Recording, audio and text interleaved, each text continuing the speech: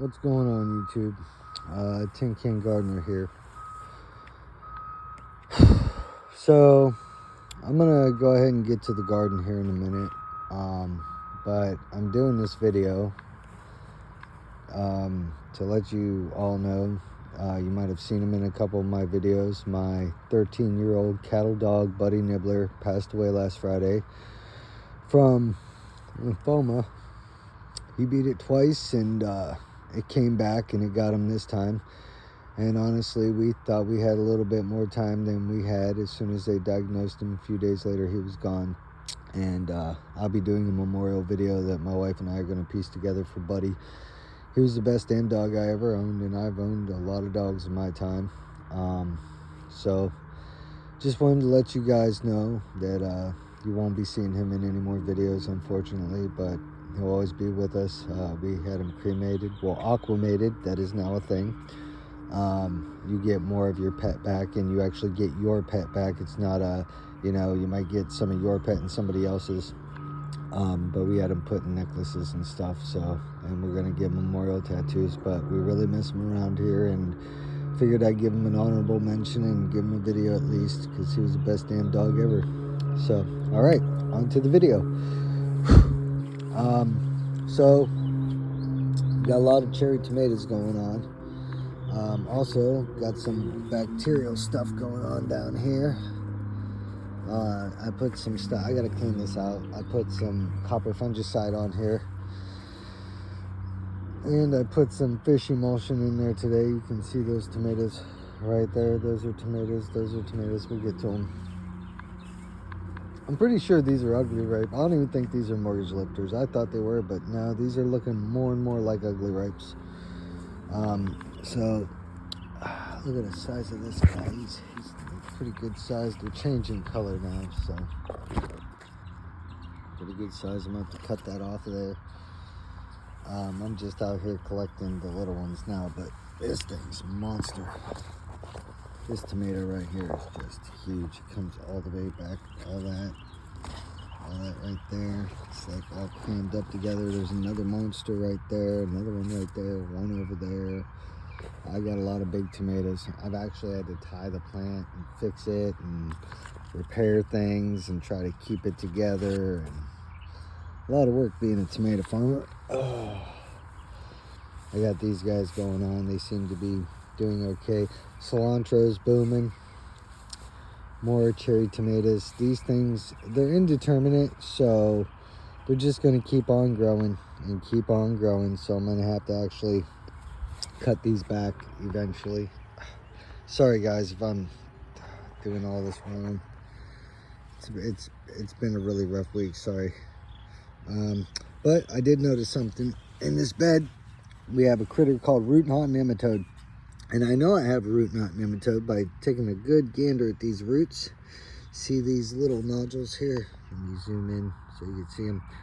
This little nodule right here, that lets me know that I have bad nematodes. Now, a couple things I could do, which I will do, is I'm gonna add horse manure whenever it's this summer. I'm gonna add a layer of horse manure, composted of course, and that'll help combat that.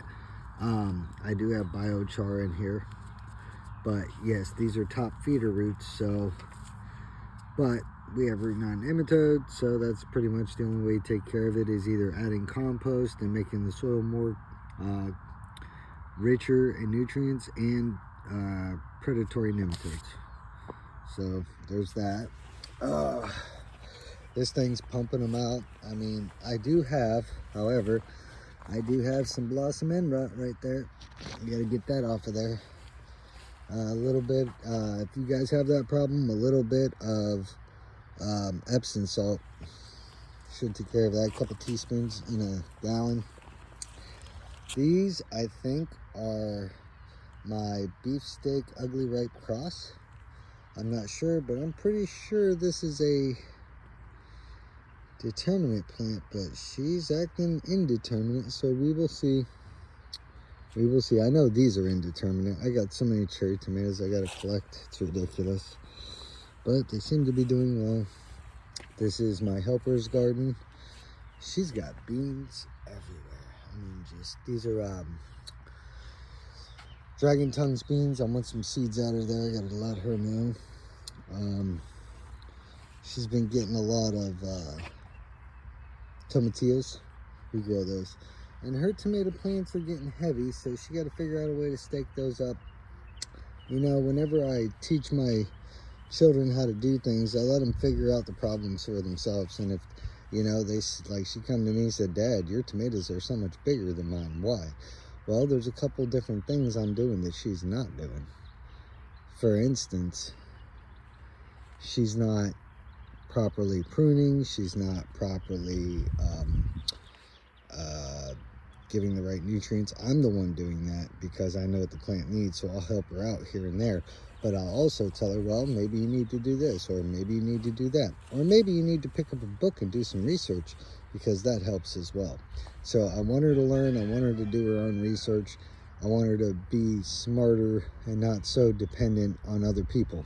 So that's what this little lesson is for her right now. She doesn't realize it, but she will one day. And, you know, hopefully it makes her a better person and a better gardener. All right, over here we got collard greens, elderberry. All my beans are kicking up. These are all, I'm pretty sure these are all dragon tongue. There we go. Can't even talk today. Got an onion, a couple tomato plants, collard green. They ain't doing good. But check out this strawberry. I might just make this a strawberry bed, but this for anybody who wanted to look at this crazy, we got a flower, but this crazy tomato plant here. I mean, I'm just beside myself with it. I have a cutting of it, so it is very interesting. I don't know what I'm dealing with though. It looks like a saucing tomato. More than likely it probably is, because saucing tomatoes grow a little weird. If you look at the flowers, you can usually tell. See, it's not a beefsteak. Where am I? It's not a beefsteak flower by far, because look at that one. And then we'll zoom out and we'll go over here to one of these beefsteak flowers. And we won't even go to a big one. We'll just go to a regular one. And they're a lot different. They have a way different structure. The way they're coming out, also the bracts. And if I go over here to the bloom I'm going to lose, this thing's going to fall off, so I don't even want to try to brag about it. Oh, it already has. So this guy right here is a multi-bloom, and that would have made a big old giant tomato. Ugliest thing you ever saw, but it would have been big, kind of like this guy. So, and the leaves give it away too. The smell, the shape. These are a potato leaf. See, multi-cluster blooms. But if you go over here to cherry tomatoes, you'll notice their structure is different. They have more dainty flowers, smaller flowers, and their structure is usually 8 to 10, depending, 1, 2, 3, 4, 5, 6, 7, well, yeah, 8 to 10.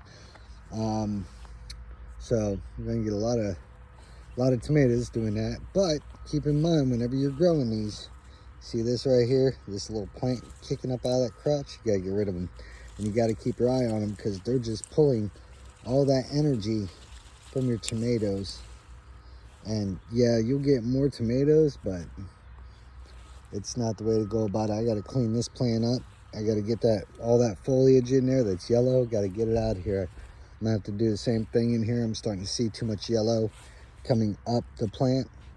I don't like that, so I'm gonna get rid of those. But this guy here, he's throwing on some weight, so I'm definitely saving seeds from this plant. And again, the cherry tomatoes, they're doing great.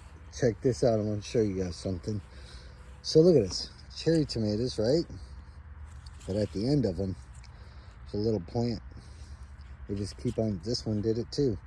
Just kept on thriving, and now we got more cherry tomatoes on the cherry tomatoes. It's literally cherry tomatoes on top of cherry tomatoes.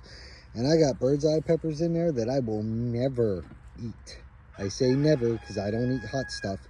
But I do grow them. I do enjoy growing them and sticking them in other people's food and seeing the reaction. It's great. But I'm not a big fan. However, we got cucumbers.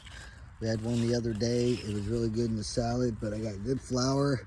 Very little blight and stuff. I've been keeping the bacteria down, checking my leaves, making sure I ain't got worms. That's the big one, because I can already see, like right there. You see that? See that little guy right there?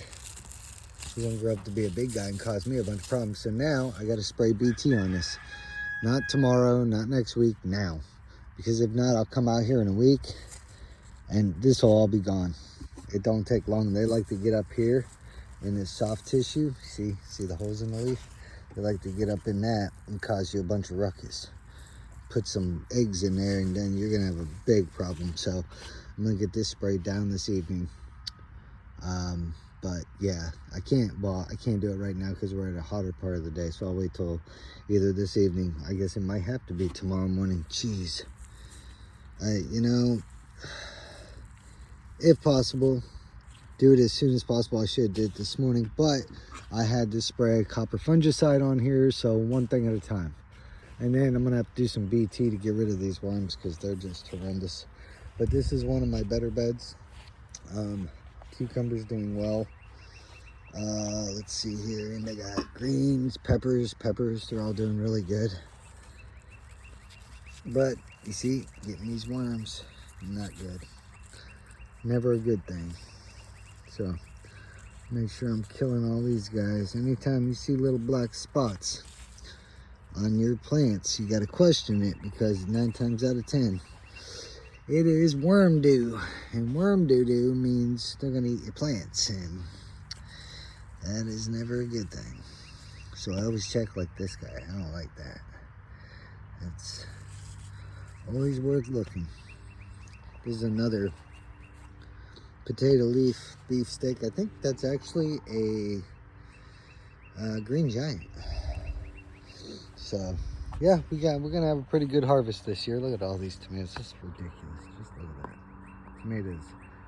There. Oop, all over that thing.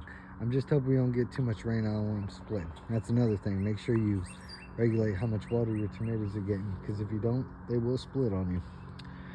Alright guys, well, I just wanted to share the garden, and more importantly share the news about my best friend passing. I'm gonna go ahead and get off here. I got some things I gotta take care of. So till next time, get out there and grow something. See y'all later.